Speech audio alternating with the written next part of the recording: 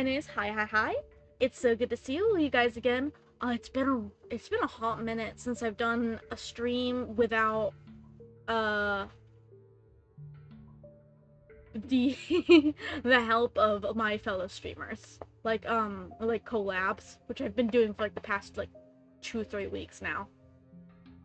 Because I've been so tired all the time. It might have something to do with the fact that I've been staying up till 5 a.m. again, like an idiot, which I did again last night. I did not go to sleep until 5, and then I woke up this morning to my alarm going off for my stream like an hour ago, and I'm like,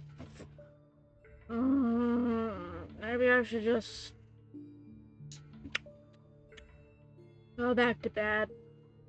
But then I went, oh, but I really want to do this segment because I love true crime. Yeah, that's what we're doing if you don't know. Um, I I love true crime. I've always been interested in true crime. Uh, I think my first ever true crime story was all the way back in like 2008. I was pretty young. And it was Casey Anthony. And that, like, it did something to, like, my brain chemicals or whatever.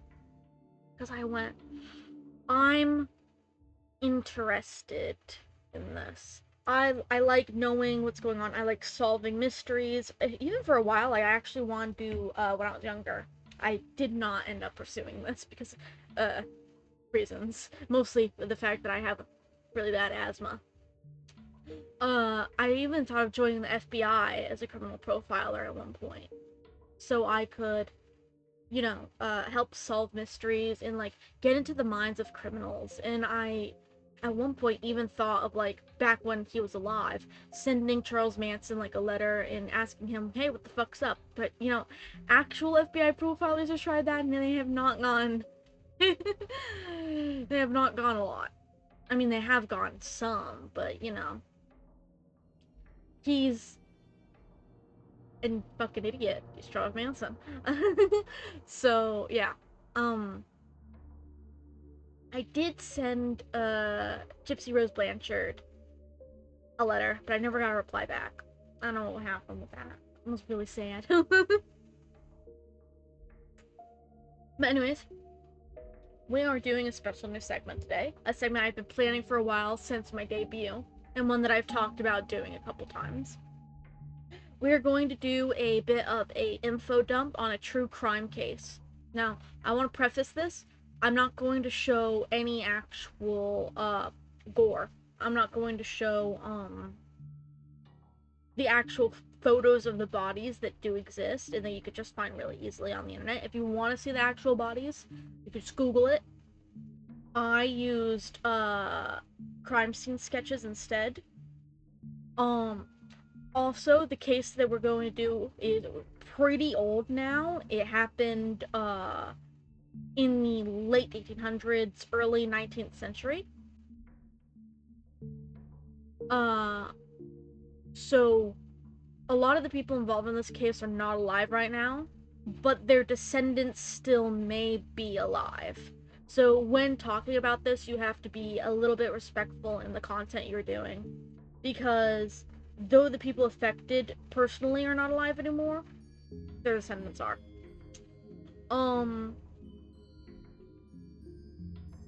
And let's see, there's another warning I wanted to give. Oh yeah, so I'm not showing gore, be respectful, and be nice, of course. And I will be giving some opinions about the case, like personal opinions I have and my personal theories. Once again, I haven't known that I am not an actual investigator. I am not any kind of professional in the matter. I'm just a person who likes true crime and researching this kind of stuff. I will display all my sources at the end of my slideshow and my ramble, such as books I read, articles I read, websites dedicated to it, and where I got some of my image sources, and credits to any photos I may have used, things like that, basically. Boom, boom, boom. Okay, we've got through all of it. Let me switch my screen and let me tell you what we're actually doing. So, the person we are talking about today is, drumroll please, Lizzie Borden. Did she do it? I have very big opinions on that. So, if you don't know this story, if you don't know this case, you may have heard the nursery rhyme, seen the movie, seen, like, I'm pretty sure there was a TV show even made about this case at one point. And you may have heard the nursery rhyme, which goes, Lizzie Borden had an axe. She gave her mother 40 whacks. When she saw what she had done, she gave her father 41. So as you could tell from that rhyme, kind of what the general idea of the case is. So, to start, we have to start all the way at the beginning. Let's slip my slide. To the town of Fall River, Massachusetts in 1860. At the time, the town held only a population of 12,000 people. It profited heavily off of the Civil War and became the leading textile city in America with over 500,000 spindles, which, if you don't know what a spindle is, if you've ever seen the original Sleeping Beauty movie, it's kind of like a little spinning wheel almost that you use to like make clothes, like an old-timey sewing machine. Is literally just the best way to call it. It was July 19th, 1860, when Lizzie Andrew Borden was born to Sarah Anthony Borden and Andrew Jackson Borden. Initially struggling financially, Andrew Borden eventually prospered manufacturing caskets and became a property developer, the director of several textile mills, and the president of the Savings Bank and director of the Drewfee Safe Deposit and Trust Co. At the time of his murder, his estate was valued at $300,000, or, in 2024 money, $10 million. This man was rich. Gratuitously rich, some would say. That kind of richness can cause a lot of animosity. That being said, despite his wealth, Andrew was a notorious penny pincher, to the point where the family residence lacked indoor plumbing, even though it was a common feature for the wealthy at the time. Lizzie and her older sister Emma Lenora Borden, 9 years her senior, had a relatively religious upbringing and attended Central Congregational Church. At only age 2, Lizzie's mother Sarah would pass away from what was at the time called uterine congestion and spinal disease, at only age 39.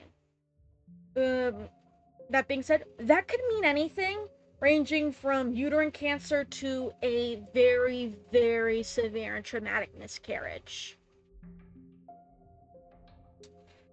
3 years after Sarah's death, in 1865, Andrew remarried to 37-year-old Abby Dufresne Gray. One second, I think I have. Yep, there it is. Here's the family. Sarah Borden, 1823. Andrew Borden, 1822. Lizzie Borden, 1860. And Emma Borden, 1851. These are the years they were born.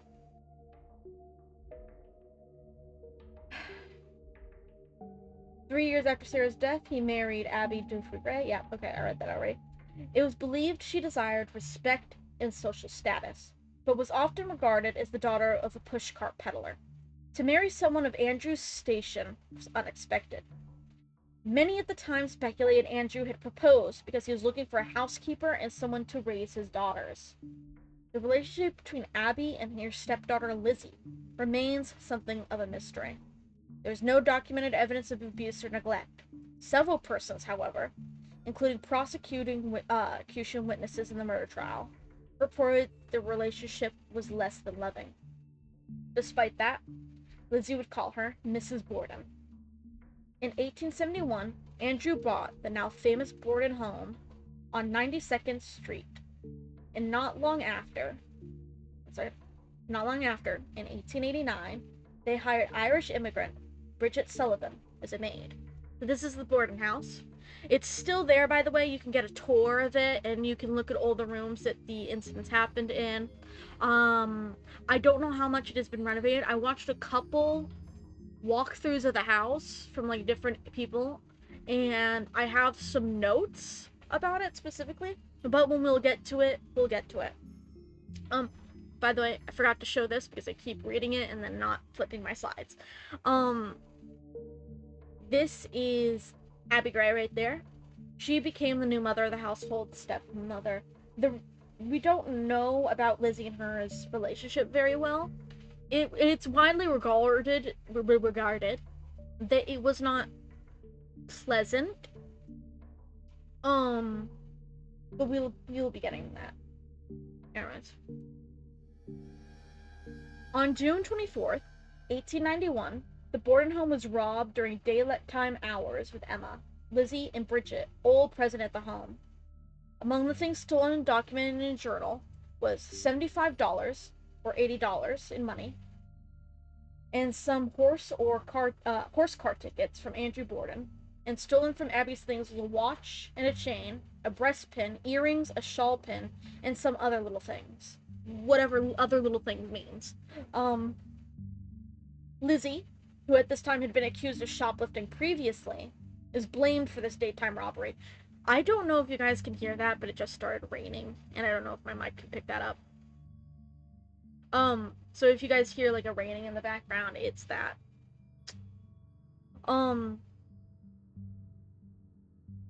Anyways, after the daytime robbery, all the doors of the Borden home, inside and out, are kept permanently locked.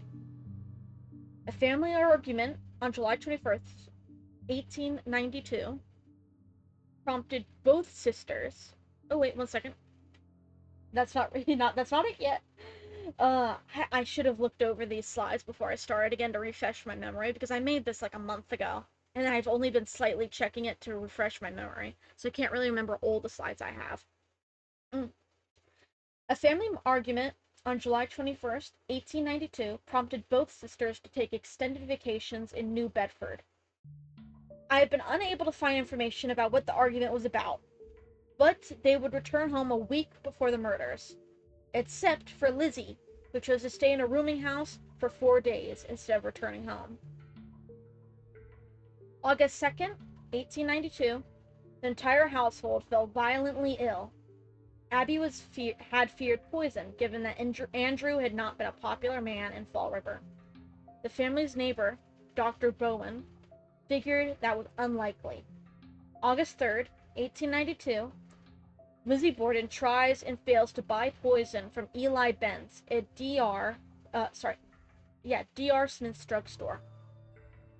In the afternoon, John Morse, maternal uncle, this is where the slide, arrives for a stay with the Bordens. So this is Lizzie's mother's father, the father of the deceased mom. He comes to stay over. During this time, Lizzie visits a friend and neighbor, Alice Russell, and expresses her fear about something bad happening to the family, saying, "I'm afraid that someone will do something," and insisting her father has enemies who may want to kill him. August 4th, 1892 is the day everyone who knows this case knows. About 7 a.m. that morning, Abby, Andrew, and John Morse have breakfast. Afterwards, Morse and Andrew go to the sitting room while Abby begins her house cleaning chores. Bridget Sullivan goes to the backyard to throw up. Lizzie has a light breakfast about 9 a.m. A few minutes later, Andrew leaves the home, taking with him some letters that Lizzie asked him to mail. Although the cleaning of the guest room was one of Lizzie and Emma's regular chores, Abby went upstairs sometime between 9 a.m. and 10:30 a.m. to make the bread. Bridget Sullivan is outdoors cleaning the windows. An unknown person enters the bedroom. Abby turns to look at them. The killer strikes, catching Abby on the side of her head with a hatchet, which cuts her just above her ear, causing her to turn and fall face down on the floor, creating contusions on her nose and forehead. Her killer then struck her multiple times, delivering 17 more direct hits to the back of her head, killing her. In total, Abby was struck 19 times in the head. She would be found face down between the bed and the dresser of the room, as depicted here in this crime scene sketch. Now, there is a reason I say unknown person, and I'll get to that later. It's because I genuinely, I'm going to be honest here, I have opinions about this case. I'll leave it at that, because we will get there, because I have a whole thing on theories near the end. But, yeah. Also, we know that Abby saw her killer, because you could tell from, like, her autopsy report that she had gotten struck, like, right in, like, the front side of her head, kind of. And that can only happen if you are directly looking at someone while they're hitting you with an object.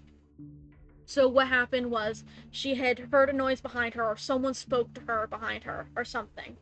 She turned to look at them, and was instantly struck in the head with the hatchet. And then she would fall. Most likely, she attempted to catch herself on the dresser, did not make it, and was struck dead multiple times.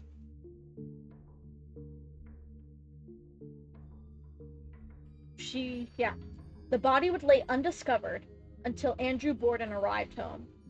The door is locked, and his key does not work, so Bridget has to let him in, but the door is jammed. She claims she hears Lizzie laughing at the top of the stairs, but does not see her. This is significant as Abby's body is clearly visible to anyone who goes up to the second floor. I'll get to that later. I have an opinion about that fact, too. Lizzie visits her father briefly in the dining room, telling him that Abby had received a message and left the house. So yeah, we'll get here in a moment. Sullivan states she had then removed Andrew's boots and helped him to his slippers before he lay down on the sofa for a nap. A detail contradicted by the crime scene photos, which show Andrew wearing boots. Another discrepancy in Bridget's story.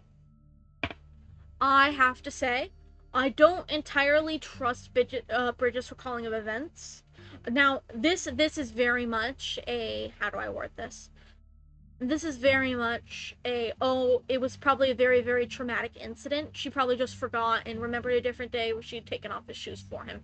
It's very easy for minds to get confused and for memories to fade or be implanted and to not remember a small detail like this. That all being said, I don't think if Lizzie had killed her stepmother and that her body was literally still up there chilling on the ground, that Lizzie would be standing on the top of the stairs going, I'm so evil, because that's fucking stupid. Be for real. Be for real with me. Come on. She's not going to sit there on top of the stairs going, I just killed her. Like, come on. Be honest. At 11 a.m., while asleep on his sofa, Andrew Borden is struck from the front and murdered with 10 violent strikes to his face. He was asleep during the entire attack. We know this because his autopsy report shows that the axe had essentially gone straight through his eyeball. And the reason why that's significant is because if he had been awake, he probably would have flinched, and it would not have caught him so directly in the eye like that. It had sliced right through his eye and his eyelid. His face was a mess. I've seen the autopsy photos and, well, not autopsy photos, but the photos of the crime scene. And his face kind of looked really, really bad, is the best way I can put it without getting completely graphic. Now let's skip. So, we're gonna do a little bit of investigation. We'll get to that handsome man right there, Marshall Fleet, real quick. But this is the kind of, what's it called? The floor plan of the house. So as you can see right there in the sitting room, that is where Andrew Borden's body was found. And right there in the second floor bedroom is where Abby's body was found.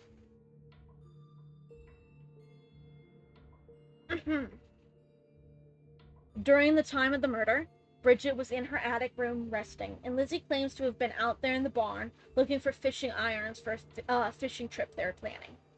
At 11:10 a.m., Bridget Sullivan hears Lizzie Borden scream out, "Maggie," a nickname for Bridget, "come quick, father's dead. Somebody came in and killed him." Dr. Bowen, the family's physician, arrived from his home across the street and pronounced both victims dead. If you don't remember, Dr. Bowen was the one who told Abby, "No, I don't think anybody's poisoning your family. That's crazy."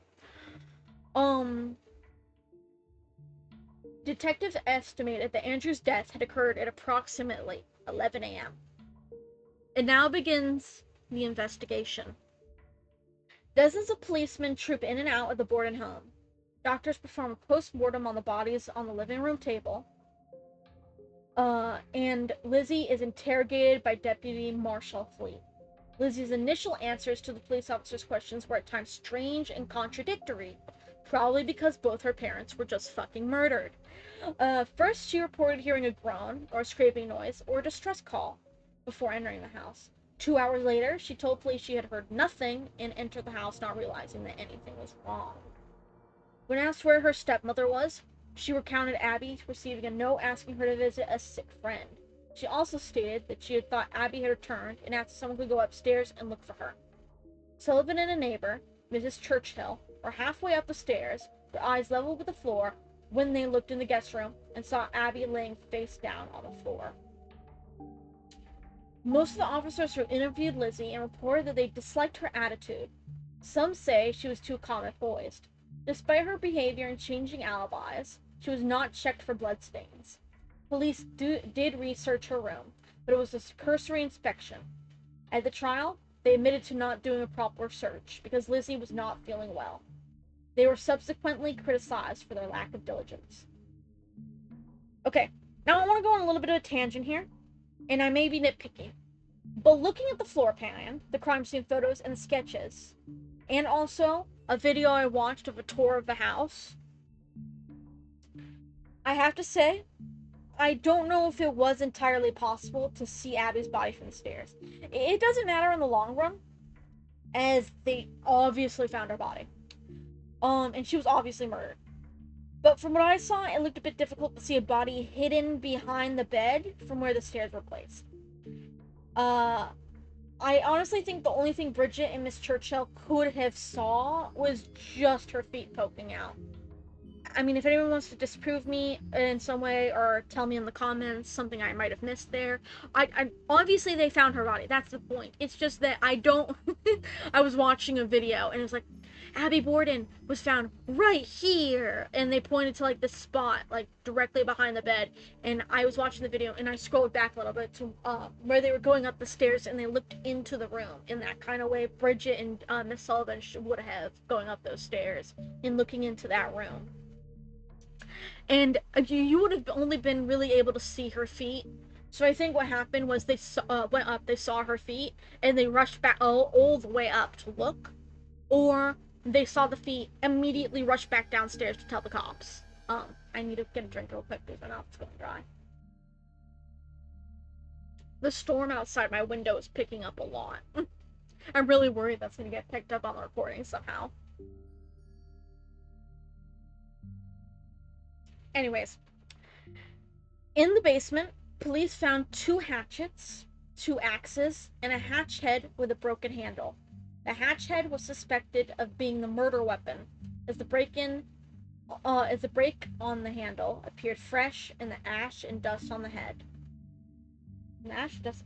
I'm sorry, if you couldn't tell, I'm reading a script I wrote, and that sentence doesn't make any fucking sense. What I meant to say there is that the handle is dusty, so it could not have been used in the murder. That being said, it looked like it had been deliberately placed there in the basement, but it looked like it had not been moved for some time. None of these alleged weapons, because there was a lot down there, because it was like a little workshop kind of thing, because, you know, like, not workshop, because that makes it sound like there's stuff going down there, but like they had a lot of tools there, like trowels and shovels and hatchets for like wood cutting during the winter time to like fuel the what's it called, the furnace or the fireplace, whichever they had. Um, I'm gonna skip ahead real quick to show you my next slide real quick. We'll get here in a moment. This is a little bit ahead, but I could not find an actual like photograph of this dude, Hosea Knowlton. I tried looking, all I could find was a sketch, like a drawing of him. So that ended up being what we were going with. I'm actually gonna scroll back so you guys don't get tempted to look up that.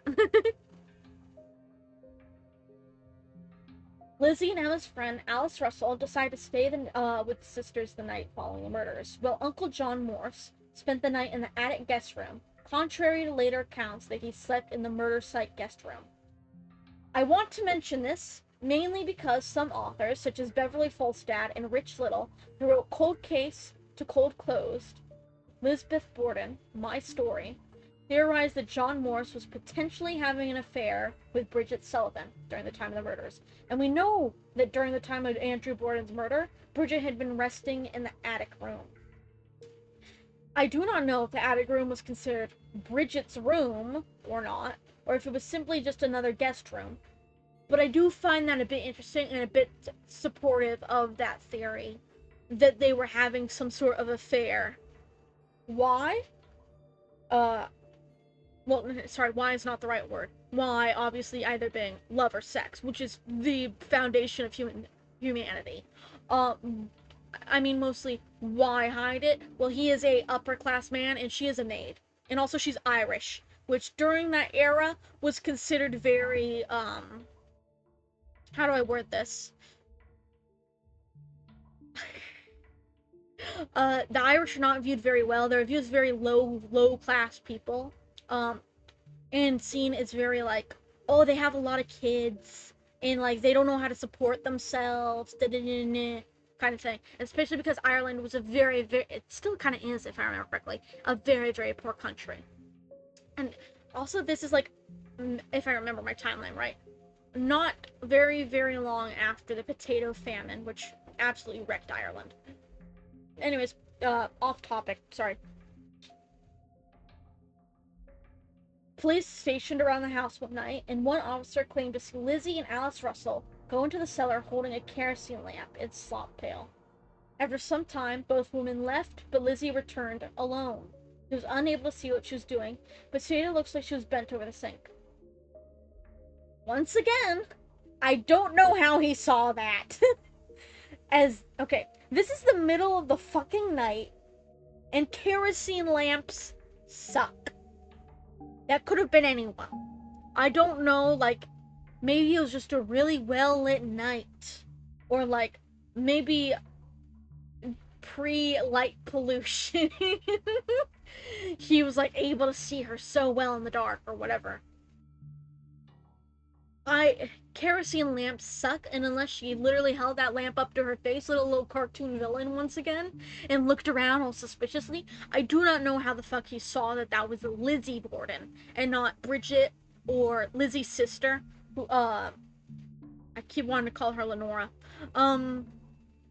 That's her middle name. It could have been fucking anyone. It's so stupid. On August 5th, Morse left the Borden residence and was mobbed by hundreds of people. Police had to escort him back to the house. The following day, police conducted a more thorough search of the house, inspecting the sisters' clothing and confiscating the broken-handled hatchet head. That evening, a police officer and the mayor visited the house, and Lizzie was informed that she was a suspect in the murders. The next morning, Russell entered the kitchen to find Lizzie.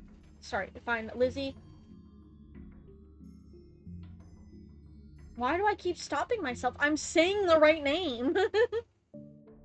I keep doubting myself because I wrote it as Borden, and I realized while I was reading it, nobody will know which Borden I'm talking about. Anyways, Russell found Lizzie tearing up a dress. She explained that she was planning to put it on the fire because it was covered in paint. It was never determined whether it was the dress she had been wearing on the day of the murders, but this is very suspicious anyways. I know I'm playing a little bit of devil's advocate with Lizzie, and there's a reason for that. I'll get to it in a minute. I swear to God, I will get to this all in a minute. But I'm playing a little bit of devil's advocate because a lot of pieces of the story, I think personally, don't fit very well. Lizzie appeared at the inquest hearing on August 8th with District Attorney Hosea Knowlton. Her request to have her family attorney present was refused, and she was high on morphine prescribed to her because of her nerves. Her behavior was erratic, and she was often refused to answer a question, even if the answer would be beneficial to her. This inquest is very, very long. I was trying to read it to see, like, give you like a couple quotes and shit, and it's so fucking long. It's like, it's genuinely like at least 12 pages long, at least, and it's so long, and I hated reading it, and so I just didn't put any of the stuff from that inquest really, except for bits that I specifically pointed out to me. Not pointed out to me, but I found interesting. What particularly I found interesting was Lizzie accidentally implying a pretty strong motive for the murders. And once again, I probably should have proofread my script better because I wrote pretty strong murder for the motives. About 4 or 5 years before the murders, there was some family tension over property. Lizzie's stepmother, Mrs. Borden, had a half-sister who was struggling financially. That half-sister's mother, Mrs. Borden's stepmother, owned a house, and when it went up for sale, Lizzie's father bought it, allegedly, and Mrs. Borden's urging so. The half-sisters, urging so the half-sisters would have a place to live. Lizzie and her sister didn't know about the deal at first, only heard through the gossip that their father may have given the house to their stepmother. Lizzie felt it was unfair and told her stepmother directly that if their father was giving away houses, he should do the same for his own daughters. Because of that, Lizzie says, her father ended up giving her and her sister their grandfather's house, which they later sold back to him. If I remember correctly, he sold it for a really very small price. I think it was like $2 or something, and they sold it back to him for a couple thousand. So it was a very good profit. The point is, her inquest was really, really bad. She couldn't keep her story straight, kept hopping all over the place, from first claiming she was in the kitchen when her father arrived home, then saying she was in the dining room ironing clothes, then saying she was coming down the stairs. Hosea Knowlton was apparently very aggressive and confrontational with Lizzie. But, given Lizzie's state and non-answers, you can't knock him for getting a little frustrated. Now, I have to mention, she was doped up on fucking morphine. She was basically, what's it called?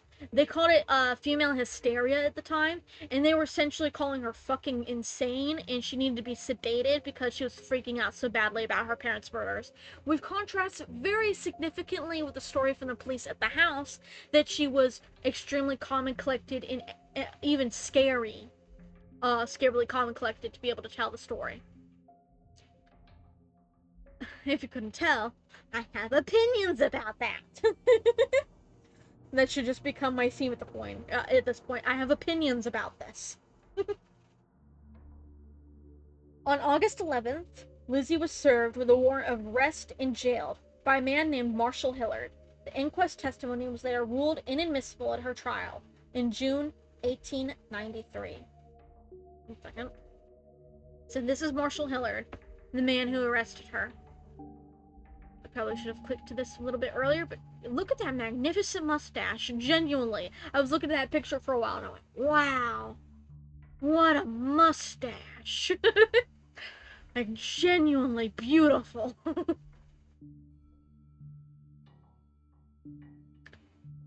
Now goes the trial. I'm taking another sip of my drink because I need to catch my breath. I've been talking too long.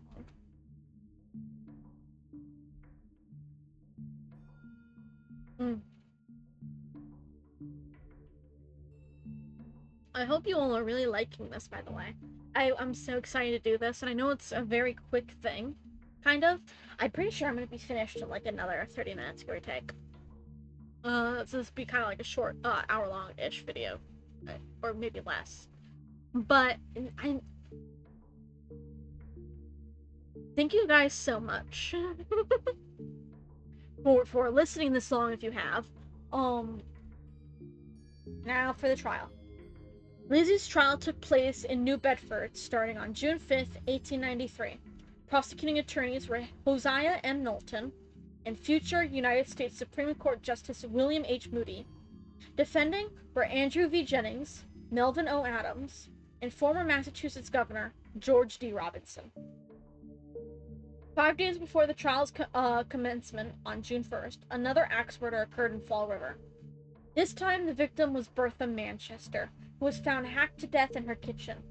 The similarities between the Manchester and Borden murders were striking and noted by jurors. Jose Correia de Mello, a Portuguese immigrant, was later convicted of Manchester's murder in 1894 and was determined to not have been in the vicinity of Fall River at the time of the Borden murders. I note this because the similarities are interesting.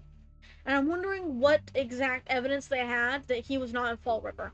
I assume he had an alibi, like he was probably spotted like a town over or whatever during the time of the murder. But I am interested to know. I couldn't find any information on it. Once again, if anybody knows any information, please tell me in the comments. I would love to know. A prominent point of discussion in the trial and press coverage of it was that the hatchet head found in the basement, which nobody could reasonably convince the jury to believe was the murder weapon.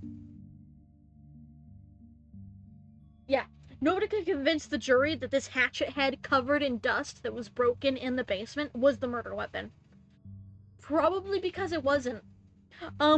Wild theory there, guys. Maybe a spade is not a spade. Or however that saying goes. I can't remember. Prosecutors argued that the killer had removed the handle because it would have been covered in blood.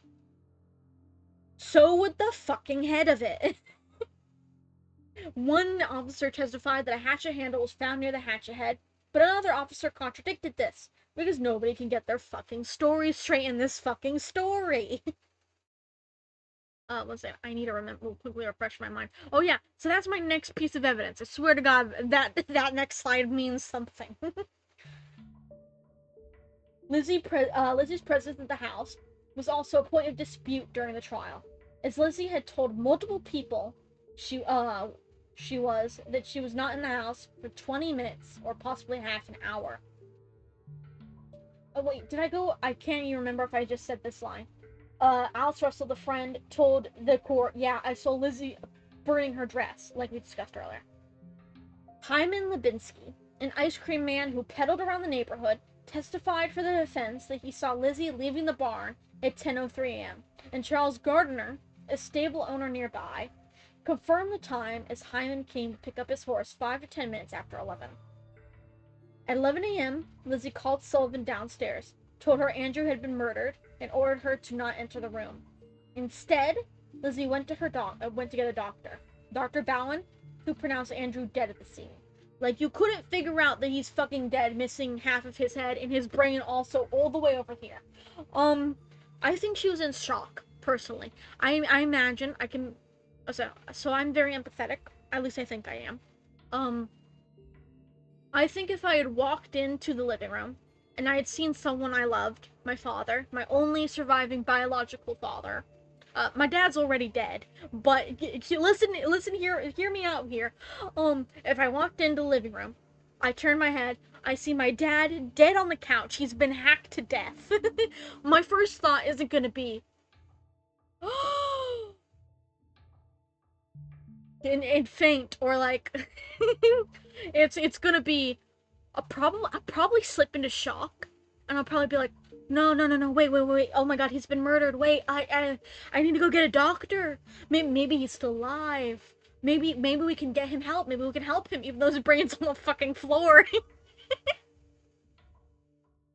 Maybe we can help him, and like, save him, which is why I think she went to Dr. Bowen. And she probably entrusted Bridget to get the police herself. I probably should have looked this up, but at this point, if I remember, household phones were kind of a thing. Like, they've had landlines, I think. Um, did it? No. At around this era, they only had, so this is the 1880s.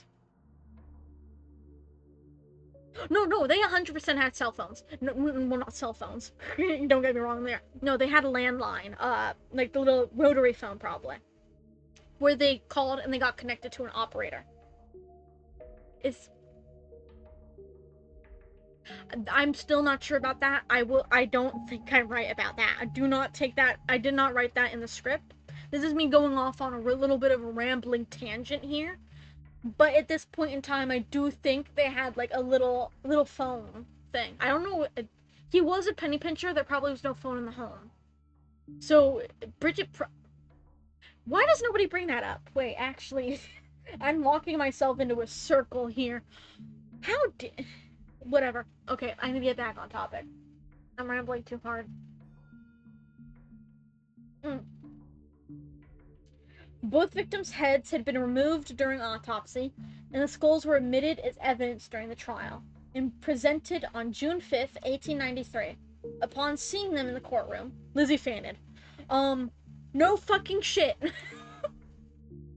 Imagine you're on trial for the murder of your dad, who you really love, your stepmother, who you may not have liked, but that's still a human life, and they take their skulls and they put them on the fucking podium. Imagine. Just, I don't. Okay, I'm gonna say it now because we are gonna get to that eventually. As I keep saying, I'm gonna say it now. I don't think Lizzie killed her dad and stepmother. I don't. I think it's very improbable, and I think it's even almost stupid, to think otherwise. It makes for a really good story, and I will get to a couple other reasons why I think she didn't do it in a minute. But that alone, her fainting at the sight of the skulls, it should be should be enough to almost exonerate her, because if she was a cold-hearted killer who viciously hacked her parents to death, she would not have reacted like that. Let's be for real here. Axe murder is a really violent, close proximity and bloody process. As I mentioned before, I had seen the state of Andrew's head in his crime scene photo. It was basically like a pile of meat at that point. Genuinely, I do not think she could have she could have done it. The reaction alone shows that she couldn't have done it, because and this is from a psychology standpoint, so I have to give a little bit of my qualification here, which is nothing. I took 1 year of psych, and that's about it. And I also watched like a lot of Criminal Minds, which is where I'm going to get here for a moment. Killing someone with an axe is an extremely bloody and almost intimate way of killing someone. It's like how stabbing is extremely synonymous with sex when it comes to murder. A lot of people who commit sex crimes and murder, most often they'll also use a knife because it's very symbolic in the phallic shape, etc., etc. And using an axe is kind of similar, where it's like an extremely violent, it's a very brutal weapon. You use axes to chop wood in very manual labor things. It's considered a very, at least in my head, it's a very masculine weapon, which it means nothing because there's no such thing as masculine and feminine weapons when it comes to murder. Murder is murder, da da da da. But statistically, women are less likely to use extremely bloody and violent methods when killing people. It does happen. I'm not saying it doesn't. Women statistically prefer poison guns where they can keep a distance. Men mostly prefer very up close and personal kills, stabbings, bludgeonings, axes. And that alone also is why I don't think Lizzie could have done it. It means nothing, of course. Kind of, I don't know how to word it, but the thing of like oh, certain genders always use these certain weapons kind of has root a bit in a pseudoscience a little bit, but I have seen a lot of murders from women, and I've done research on them, and I've seen a lot of murders from men, and I've done research on them.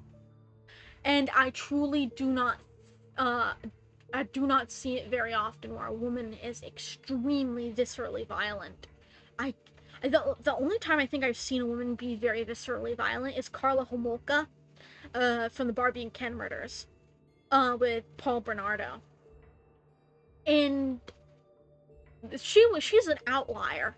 I'm gonna admit she's a very big outlier in the cases of female serial killers. Maybe one day I'll do a deep dive on her and Paul Bernardo. But their case is extremely viscerally disturbing. Um, I went off on a really long tangent there, but my sources trust me, bro. Um, okay, yeah. Okay. Now for my second piece of evidence on why I don't think Lizzie fucking did it. The dress. The dress. This means many things. If Lizzie did do it, she would have only had maybe 10 minutes to clean the blood off her face and hands, take off her dress, chemise, petticoat, stockings, and anything else that may have been covered in blood, and completely redress herself in a new dress. This is the 1880s. Clothing in this time was very layer heavy, and in some wealthy women's garments, it required 2 people to help her dress herself. Let's say Lizzie killed Andrew at 10 a.m. She leaves to the barn to undress herself and hides the bloody clothing, yet is sighted by Hyman at 11:03 leaving the barn, fully clothed. Meaning, she had only 3 minutes to get undressed, get clean, get redressed, hide the clothes, hide the hatchet in the cellar or wherever, and then exit the barn. That is an extremely tight time frame. Even if we assume the fact that Hyman did not actually see her, and like he lied about his testimony, or he saw like Lizzie's sister, or even though she was in literally the next town over, or saw Bridget and confused her for Lizzie, or something confused him for confused someone. Even if we assume that, she still would have had a very tight time frame between getting undressed, cleaning off all the blood, blah blah blah blah blah, and finding Andrew's body. A historical costuming YouTuber by the name of Asta Darling, which you all should go check on, did a YouTube short showing how long it takes to get dressed as a maid in 1890. And it took her 12 minutes. 12 minutes.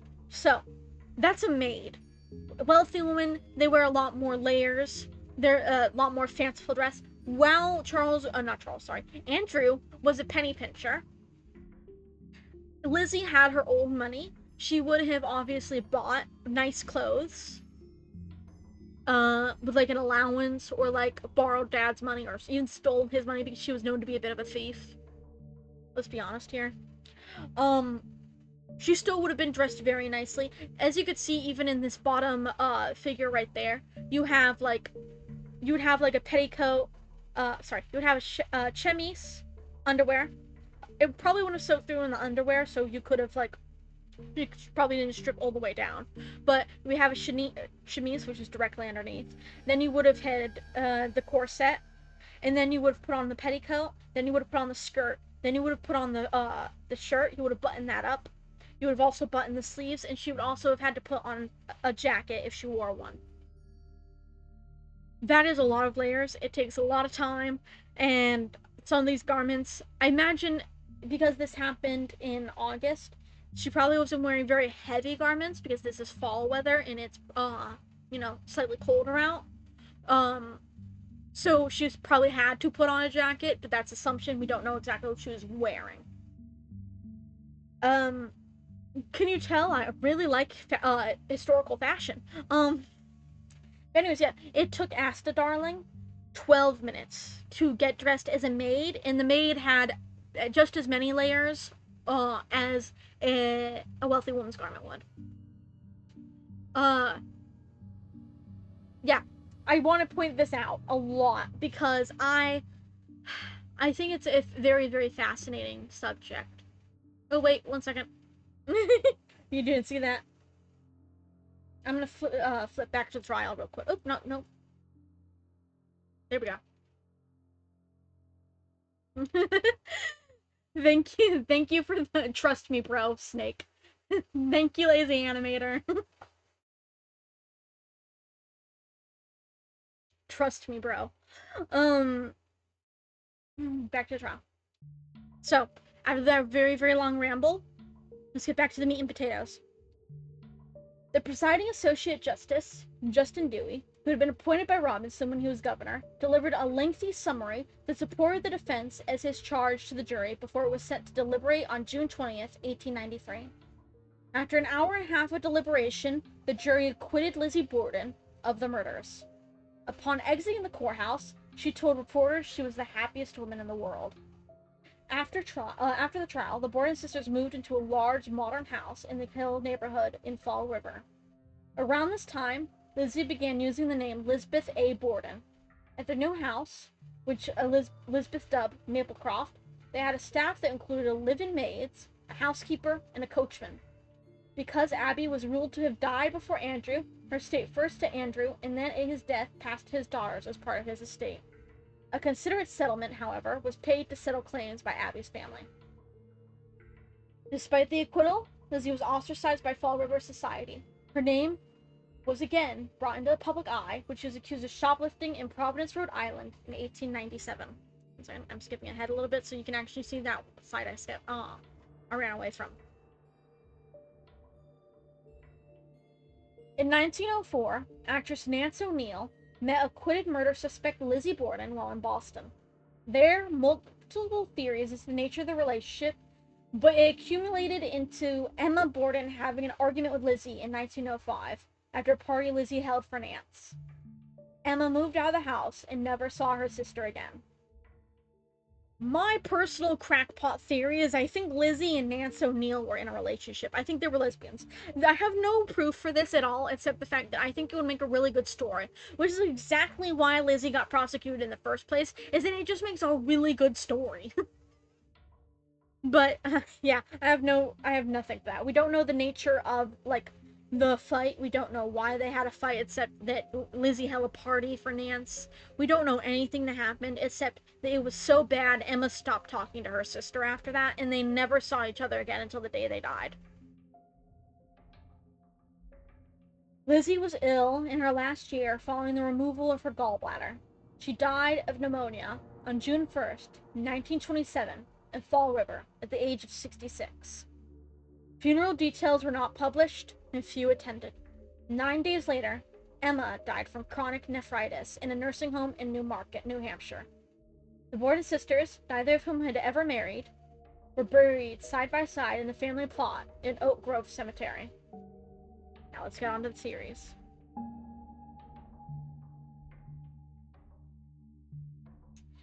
Lizzie Borden, despite her acquittal, has remained the prime suspect in the court of public opinion, thanks in large part to pop culture and sensational media.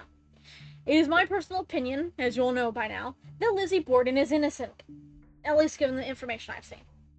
From the inconsistencies of the times to her times of the murders, to like locations of everyone, to her clothing, to the railroading by district attorney, Lizzie was seemingly only guilty of hating her stepmother. There was no way Lizzie could have done it, but there is nobody else who could have done it at the same time, except for maybe the others. And let me take a drink. John Morse. He is a weaker suspect, in my opinion. However, some believe that John Morse was having an affair with Bridget Sullivan. When his brother-in-law's new wife, Abby, found out, he killed her to silence her while she was cleaning his guest room. Police suspected him briefly, but only because his alibi was, quote, too perfect and over-detailed. Damned if you do, damned if you don't, I guess? Bridget Sullivan. It is only that I suspect her for the reason that she was there. For basically the same reason the media suspected Lizzie. because she was there.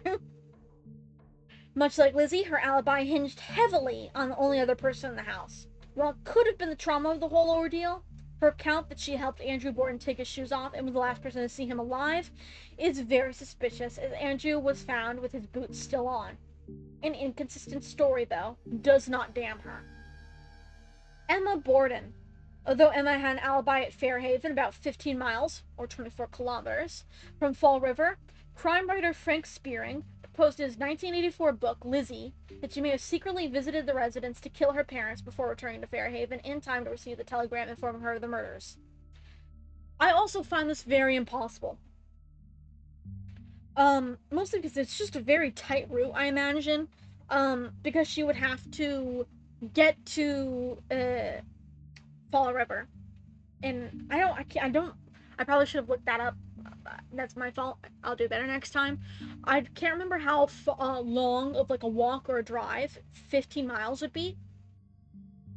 But let's call it about 10 minutes or whatever, give or take. She takes a horse or whatever, like a carriage, to the house. She 10-minute drive, kills Abby, and then like what was it, like 2 hours later, kills Andrew and leaves. That's really weird. And finally, the unknown intruder story. This theory states the axe murders were happenstance, or a targeted killing by one of Andrew Borden's quote-unquote enemies. This theory also has a lot of holes in it, as the doors were all locked. The door had even been jammed when Andrew arrived home, and nobody saw or heard anything suspicious. So that leaves us the question. Who killed Andrew and Abby Borden? Was it Lizzie getting revenge on her father for that sour land deal or inheritance? Or was it because she hated her stepmother? Was it her uncle trying to hide an affair? Was it the maid, the sister, or just bad luck? Maybe we'll never know. And here's all the sources. Woo! We did it!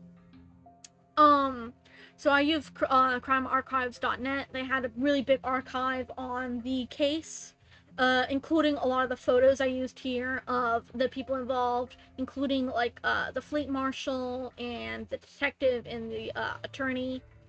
I got it mostly from there. Smithsonian Magazine also did a bunch of help with helping with Lizzie, and also of course Wikipedia, which I used to help source a lot of the things and figure out how to word certain things.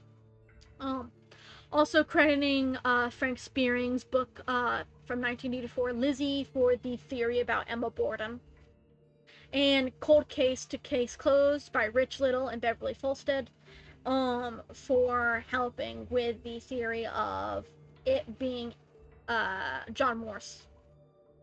To end this off really nicely with a little bow, genuinely, I say this with my whole heart, I don't think Lizzie did it. I think she kind of got railroaded. I think that she was simply wrong place, wrong time. But that being said, there was nobody else who could have reasonably done it besides Bridget Sullivan. John Morse could have done it too, honestly. Those are the theories that I think is the strongest. Emma is a weak theory. An unknown intruder is honestly a very weak theory. Unless you go with a theory, which I didn't put there, that it was Hosea. Not Hosea, sorry. Jose. The one who killed that other woman in the next town over, who had an alibi, but whose case was extremely similar because he also killed her with an axe. I really like this case. I genuinely feel really bad for Lizzie. Because I genuinely don't think she could have done it. I think she was essentially railroaded and then demonized for the rest of her life for a crime she never actually committed, which should never happen. I think had the case happened in modern day, that she probably wouldn't have not been charged. But then again, if the case happened in modern day, you'd have like street cameras right outside the house, and you'd have like her phone pinging off the tower inside the house during the murder, or like something like that. So it's really difficult to, like, imagine this happening in the 1880s when it did, and like how little information they were working on here besides just pure vibes, honestly. Because they went, wow, she's acting real suspicious. Huh. And that was it. That was the extent of their investigation. Wow, this girl's acting really weird after her parents died violently in her home, which she now has to sleep in. Weird. um, this all being said, I'm gonna switch to my just chatting screen now. This all being said, thank you guys so much for watching. I've been wanting to do this for a while. I hope this video does really well. Because I want to do more of this. I'd probably do more of this anyways, even if I didn't get, like, any good views on it. But I genuinely love true crime and stuff. If you couldn't tell from me repeatedly going off on tangents and rambling for a while. This all being said, love you, have a nice day, and good night.